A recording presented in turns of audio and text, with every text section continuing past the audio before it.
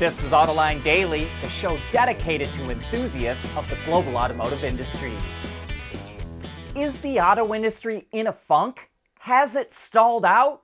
Those were words used by Tom Libby, Associate Director of S&P Global Mobility, during a presentation yesterday about brand loyalty trends for the first third of the year. In fact, this chart shows that brand loyalty is down about 5% since before the pandemic hit, and interestingly, the performance of brand loyalty closely mirrors the inventory level of automakers. And that makes sense. As vehicles became harder to find, customers were more likely to cross-shop another brand. But I don't think these numbers are all that disappointing. Sure, automakers would like to be less constrained for certain components like semiconductor chips, but they've also enjoyed record return on sales. Since inventory was tight, they didn't have to discount cars. And because of that, the old norm of 55 to 65 days of inventory are probably over. And now let's shift back to the loyalty trends. And when you look at both mainstream and luxury brands, about half of buyers are return customers to those brands, meaning the other half are defecting to another brand. But remember, someone could still stay under an automaker's umbrella, like going from a Chevy to a Buick, which is actually much more common than staying with a particular brand. And here's another bragging point for all the Tesla fans. Its loyalty is much higher than any other brand, whether you're talking about mainstream or luxury. And without Tesla in the equation, when talking about total loyalty to all EVs, the rate drops off significantly. This means that Tesla is stealing a lot of customers from other brands, and most interesting to me is that they're mostly coming from mainstream brands, and the Japanese automakers are being hit the hardest. Not having many EVs in their lineups is hurting them. And here's one last bit of interesting data. Is this chart showing customer loyalty to body type? It's surprising to see how level everything has been for the last 4 years, especially with sedans. Tesla's North American Charging Standard, or NACS, is quickly moving toward becoming the standard charger design in North America. SAE International announced it's going to standardize the NACS connector, which is the next step before forming a way to validate and maintain the system. But it also means that any supplier or manufacturer can use, build, or deploy Tesla's plug. So let's hope this changeover also greatly improves the charging experience at non-Tesla charging stations. And yet another automaker is adopting Tesla's charging system. Volvo announced it will equip the EVs it sells in North America with NACS ports starting in 2025. Volvo owners will also have access to 12,000 Tesla superchargers in the US and Canada starting next year.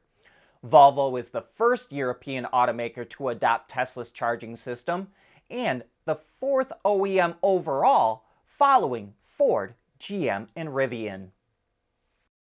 We want to know what drives your testing. OTA, connected car, diagnostics, remote testing. Intrepid Control Systems is here to help you work from anywhere. Intrepid Control Systems, driven by your data.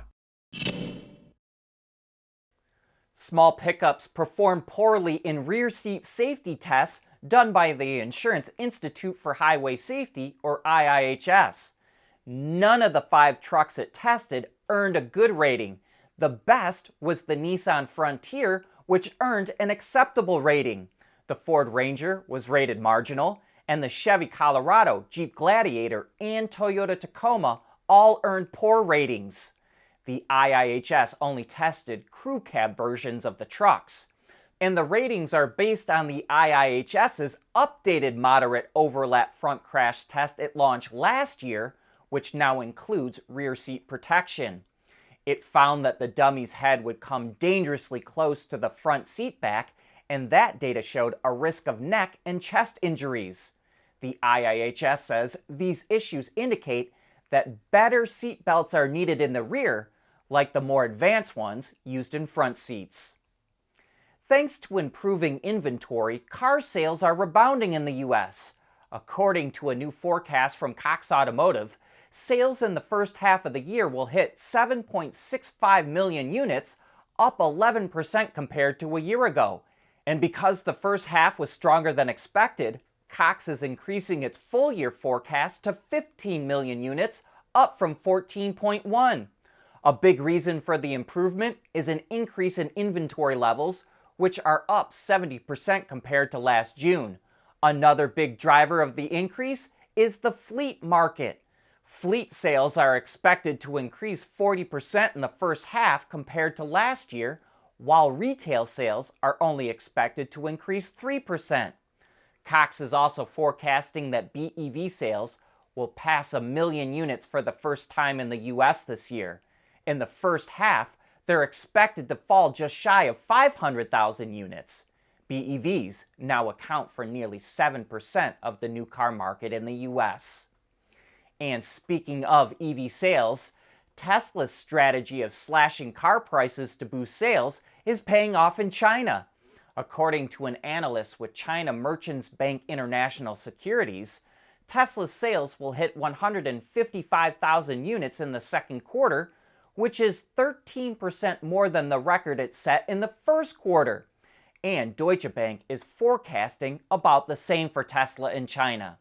And it's growing sales even though its BEV market share is shrinking in China as more models hit the market. It's now below 14% share, down from 16% in the first quarter of the year. Tesla will reveal its global sales numbers over the weekend. You know, there's still going to be demand for ICE-powered vehicles for many years to come, which is why we're seeing investment in things like synthetic fuel, and now Chinese automaker GAC says it's developed a viable engine for passenger cars that runs on ammonia. It's a 2-liter unit that burns liquid ammonia, producing 120 kilowatts or about 160 horsepower, while reducing carbon emissions 90% compared to conventional fuels. GAC says it solved previous issues with ammonia, like low flammability and high nitrogen oxide emissions. But like synthetic fuel, the real issue will be building an infrastructure for ammonia. GM Defense, a subsidiary of GM, has a goal to generate $1 billion a year in revenue by 2030, and it's been on a bit of a tear recently. In the last year, it's announced at least 4 new projects, including a new deal with the U.S. Department of Defense for prototype energy storage units.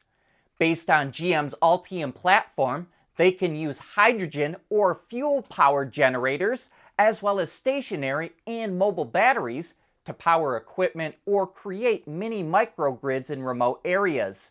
If the project is a success, GM Defense will supply the storage units to the U.S. Marine Corps. And a programming note here, Autoline will shut down next week for our summer break, so there won't be any new Autoline dailies or an after hours on Thursday. But we will resume our normal schedule on the 10th of July. And with that, we wrap up today's show. Thanks for watching.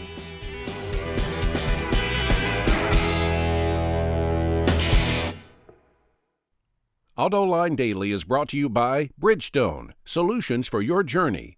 Intrepid Control Systems, over-the-air engineering, boost your game. And by Schaeffler, we pioneer motion.